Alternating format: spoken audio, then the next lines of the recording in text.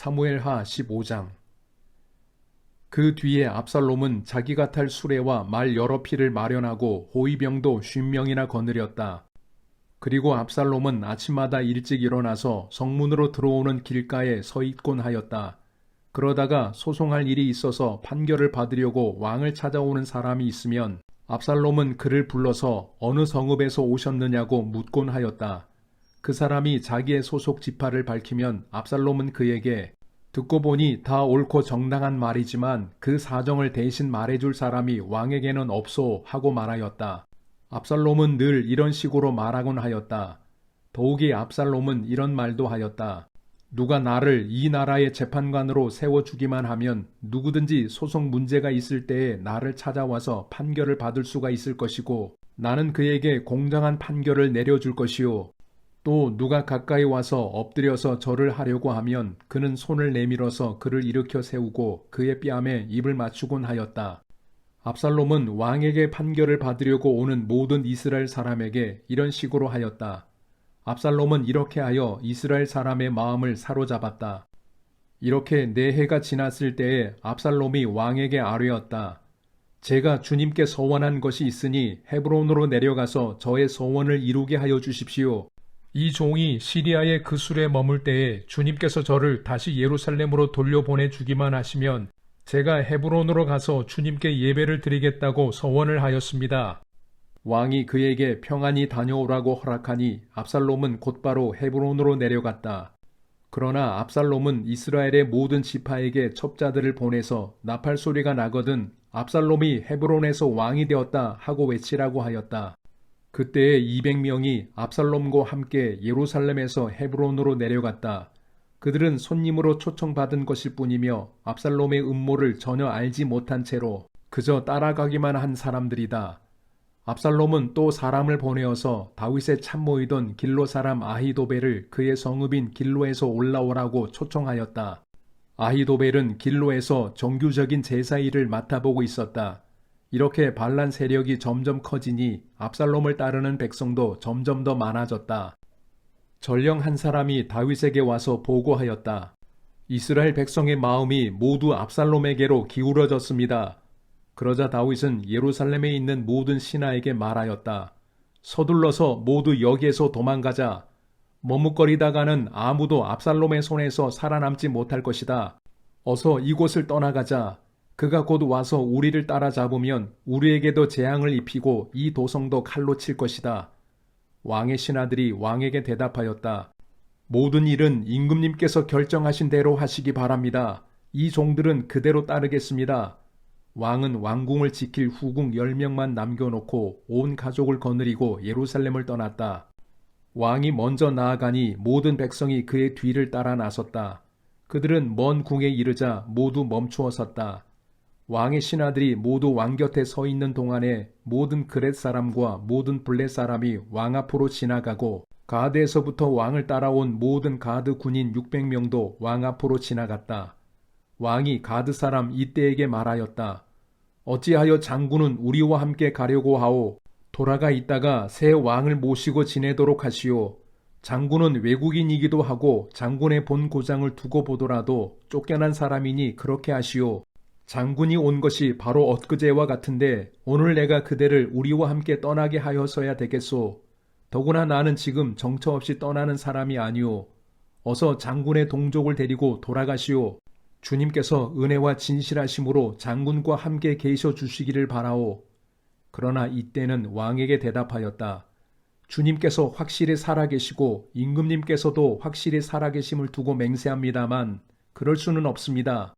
임금님께서 가시는 곳이면 살든지 죽든지 이 종도 따라가겠습니다. 그러자 다윗이 이때에게 말하였다. 그러면 먼저 건너가시오. 그리하여 가드 사람 이때도 자기의 부하들과 자기에게 딸린 아이들을 모두 거느리고 건너갔다. 이렇게 해서 다윗의 부하들이 모두 그의 앞을 지나갈 때에 온 땅이 울음바다가 되었다. 왕이 기드론 시내를 건너가니 그의 부하도 모두 그의 앞을 지나서 광야 쪽으로 행군하였다. 그런데 그곳에는 하나님의 언약궤를 메고 온 모든 레위 사람과 함께 사독도 와 있었다. 그들은 거기에다가 하나님의 궤를 내려놓았다. 아비아달도 따라 올라와서 다윗의 부하가 도성에서 나와서 왕의 앞을 모두 지나갈 때까지 거기에 있었다. 그런 뒤에 왕이 사독에게 말하였다. 하나님의 궤를 다시 도성 안으로 옮기시오. 내가 주님께 은혜를 입으면 주님께서 나를 다시 돌려보내주셔서 이 궤와 이 궤가 있는 곳을 다시 보게 하실 것이오. 그러나 주님께서 나를 싫다고 하시면 오직 주님께서 바라시는 대로 나에게서 이루시기를 빌 수밖에 없소. 왕이 또 제사장 사독에게 말하였다. 사독 제사장님께서는 선견자가 아니십니까? 성 안으로 평안히 돌아가시기 바랍니다.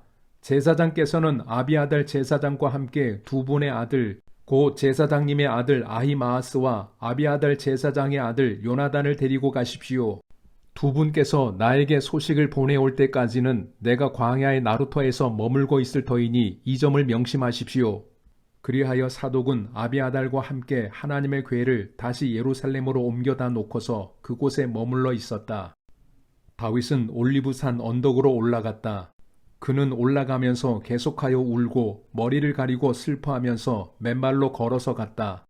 다윗과 함께 있는 백성들도 모두 머리를 가리고 울면서 언덕으로 올라갔다. 그때 누가 다윗에게 압살롬과 함께 반역한 사람들 가운데에는 아히도벨도 끼어 있다는 말을 전하자 다윗이 기도하였다. 주님, 부디 아히도벨의 계획이 어리석은 것이 되게 하여 주십시오. 다윗이 사람들이 하나님을 경배하는 산꼭대기에 다다르니 아렉 사람 후세가 슬픔에 못 이겨서 겉옷을 찢고 머리에 흙을 뒤집어 쓴 채로 나아오면서 다윗을 맞았다. 다윗이 그에게 말하였다. 그대가 나와 함께 떠나면 그대는 나에게 짐만 될 것이요. 그러니 그대는 이제 성으로 돌아가서 압살롬을 만나거든 그를 임금님으로 받들고 이제부터는 새 임금의 종이 되겠다고 말하시오. 이제까지는 임금의 아버지를 섬기는 종이었으나 이제부터는 그의 아들 새 임금의 종이 되겠다고 말하시오. 그것이 나를 돕는 길이고 아히도벨의 계획을 실패로 돌아가게 하는 길이요. 그곳에 가면 두 제사장 사독과 아비아달이 그대와 합세할 것이요. 그러므로 그대가 왕궁에서 듣는 말은 무엇이든지 두 제사장 사독과 아비아달에게 전하시오. 그들은 지금 자기들의 아들 둘을 그곳에 데리고 있소. 사독에게는 아히마아스가 있고 아비아달에게는 요나단이 있으니 그대들이 듣는 말은 무엇이든지 그들을 시켜서 나에게 전하여 주시오. 그리하여 다윗의 친구인 후세는 성으로 들어갔다. 같은 시간에 압살롬도 예루살렘에 도착하였다. 사무엘하 16장. 다윗이 산꼭대기에서 떠난 지 얼마 안 되어서 무비보셋의 하인 시바가 와서 그를 맞이하였다. 시바는 나귀 2마리에 안장을 얹고 그 위에다가는 빵 200개와 건포도 뭉치 100덩이와 여름 과일 100개와 포도주 한 가죽 부대를 싣고 왔다. 왕이 시바에게 물었다. 내가 무엇 때문에 이것을 가지고 왔느냐? 시바가 대답하였다. 이 나귀들은 임금님의 가족들이 타고 빵과 여름 과일은 신하들이 먹고 포도주는 누구나 광야에서 기진할 때에 마시고 이렇게 하시라고 가져왔습니다. 왕이 또 물었다. 그런데 내가 섬기는 상전의 손자는 지금 어디에 있느냐? 시바가 왕에게 대답하였다. 그는 지금 예루살렘에 머물러 있습니다. 이제야 이스라엘 사람이 자기 할아버지의 나라를 자기에게 되돌려 준다고 생각하고 있습니다. 왕이 시바에게 말하였다. 무비보셋의 재산을 내가 모두 가져라. 시바가 대답하였다. 임금님의 은혜에 감사드립니다. 언제나 임금님의 은총을 입는 몸이 되기를 바랍니다. 다윗 왕이 바후림 마을에 가까이 이르렀을 때에 갑자기 어떤 사람이 그 마을에서 나왔는데 그는 사울 집안의 친척인 게라의 아들로서 이름은 시므이였다. 그는 거기에서 나오면서 줄곧 저주를 퍼부었다. 다윗 왕의 모든 부하와 모든 용사가 좌우에 서서 왕을 호위하고 가는데도 그는 다윗과 그의 모든 신하에게 계속하여 돌을 던졌다. 시므이가 다윗을 저주하여 말하였다. 영영 가거라. 이 피비린내 나는 살인자야. 이 불안당 같은 자야. 내가 사울의 집안 사람을 다 죽이고 그의 나라를 차지하였으나 이제는 주님께서 그 핏값을 모두 너에게 갚으신다. 이제는 주님께서 이 나라를 너의 아들 압살롬의 손에 넘겨주셨다. 이런 형벌은 너와 같은 살인자가 마땅히 받아야 할 재앙이다. 그러자 수루야의 아들 아비새가 왕에게 아뢰었다. 죽은 개가 높으신 임금님을 저주하는데 어찌하여 그냥 보고만 계십니까? 제가 당장 건너가서 그의 머리를 잘라버리겠습니다. 왕은 대답하였다. 수루야의 아들아, 나의 일에 너희가 왜 나서느냐? 주님께서 그에게 다윗을 저주하라고 분부하셔서 그가 저주하는 것이라면 그가 나를 저주한다고 누가 그를 나무랄 수 있겠느냐? 그런 다음에 다윗이 아비새와 자기의 모든 신하에게 말하였다. 생각하여 보시오. 나의 몸에서 태어난 자식도 나의 목숨을 노리고 있는데 이러한 때에 하물며 저 베냐민 사람이야 더 말해 무엇하겠소? 주님께서 그에게 그렇게 하라고 시키신 것이니 그가 저주하게 내버려 두시오. 혹시 주님께서 나의 이 비참한 모습을 보시고 오늘 심의가 한 저주 대신에 오히려 나에게 좋은 것으로 갚아주실지 누가 알겠소? 다윗과 그 부하들은 계속하여 길을 갔다. 그래도 심의는 여전히 산비탈을 타고 다윗을 따라오면서 저주하며 그 곁에서 돌을 던지고 흙먼지를 뿌렸다. 왕과 그를 따르는 온 백성이 요단강에 이르렀을 때에 그들은 매우 지쳤으므로 거기에서 쉬면서 기운을 되찾았다. 압살롬은 그를 따르는 이스라엘 백성의 큰 무리를 거느리고 예루살렘으로 입성하였으며 아히도벨도 그와 함께 들어왔다. 그때 다윗의 친구인 아렉 사람 후세가 압살롬을 찾아와서 압살롬을 보고 임금님 만세, 임금님 만세 하고 외쳤다. 그러자 압살롬이 후세에게 물었다. 이것이 친구를 대하는 그대의 우정이요? 어찌하여 그대의 친구를 따라서 떠나지 않았소? 후세가 압살롬에게 대답하였다. 그렇지 않습니다. 오히려 저는 주님께서 뽑으시고 이 백성과 온 이스라엘 사람이 뽑아 세운 분의 편이 되어서 그분과 함께 지낼 작정입니다. 제가 다른 누구를 또 섬길 수 있겠습니까? 당연히 부왕의 아드님을 섬겨야 하지 않겠습니까? 그러므로 제가 전에 부왕을 섬긴 것과 같이 이제는 임금님을 섬기겠습니다. 압살롬이 아히도벨에게 물었다. 이제 우리가 무슨 일부터 해야 될지 의견들을 내어보시오. 아히도벨이 압살롬에게 말하였다. 부왕이 왕궁을 지키라고 남겨둔 후궁들과 동침하십시오. 이렇게 임금님께서 부왕에게 미움받을 일을 하였다는 소문을 온 이스라엘이 들으면 임금님을 따르는 모든 사람이 더욱 힘을 낼 것입니다. 그리하여 사람들이 옥상 위에 압살롬이 들어갈 장막을 차려주니 온 이스라엘이 보는 앞에서 압살롬이 자기 아버지의 후궁들과 동침하였다. 사람들은 아히도벨이 베푸는 모략은 무엇이든지 마치 하나님께 여쭈어서 받은 말씀과 똑같이 여겼다. 다윗도 그러하였지만 압살롬도 그러하였다. 사무엘하 17장. 아히도벨은 압살롬에게 또 이와 같이 말하였다. 부디 내가 12,000명을 뽑아서 출동하여 오늘 밤으로 당장 다윗을 뒤쫓도록 허락하여 주십시오. 그가 지쳐서 힘이 없을 때에 내가 그를 덮쳐서 겁에 질리게 하면 그를 따르는 모든 백성이 달아날 것입니다. 그때에 내가 왕만을 쳐서 죽이면 됩니다. 그렇게만 되면 내가 온 백성을 다시 임금님께로 돌아오게 할 수 있습니다. 아내가 남편에게 돌아오듯이 백성이 그렇게 임금님께로 돌아올 것입니다. 임금님께서 노리시는 목숨도 오직 한 사람의 목숨입니다. 나머지 백성은 안전할 것입니다. 압살롬만이 아니라 이스라엘의 모든 장로도 이 말을 옳게 여겼다. 그러나 압살롬은 아렉 사람 후세도 불러다가 그가 하는 말도 들어보자고 하였다. 후세가 압살롬에게 오니 압살롬은 그에게 아히도벨이 한 말을 일러주고서 그 말대로 해야 할지 말아야 할지를 묻고 또 다른 의견이 있으면 말하라고 하였다. 후세는 압살롬에게 아히도벨이 베푼 모략이 좋지 않다고 말하고 그 까닭을 설명하였다. 임금님의 부친과 그 신하들은 임금님께서 잘 아시는 바와 같이 용사들인데다가 지금은 새끼를 빼앗긴 들녘의 곰처럼 무섭게 화가 나 있습니다. 더구나 임금님의 부친은 노련한 군인이어서 밤에는 백성들과 함께 잠도 자지 않습니다. 틀림없이 그가 지금쯤은 벌써 어떤 굴속이나 다른 어떤 곳에 숨어 있을 것입니다. 우리의 군인 가운데서 몇 사람이라도 처음부터 그에게 죽기라도 하면 압살롬을 따르는 군인들이 지고 말았다는 소문이 삽시간에 퍼질 것입니다. 그러면 사저처럼 담력이 센 용사도 당장 낙담할 것입니다. 임금님의 부친도 용사요 그의 부하들도 용감한 군인이라는 것은 온 이스라엘이 다 알고 있기 때문입니다. 그러므로 저의 의견은 이렇습니다. 단에서부터 부엘세바에 이르기까지 온 이스라엘을 임금님에게로 불러 모아서 바닷가의 모래알처럼 많은 군인을 임금님께서 친히 거느리고 싸움터로 나가시는 것입니다.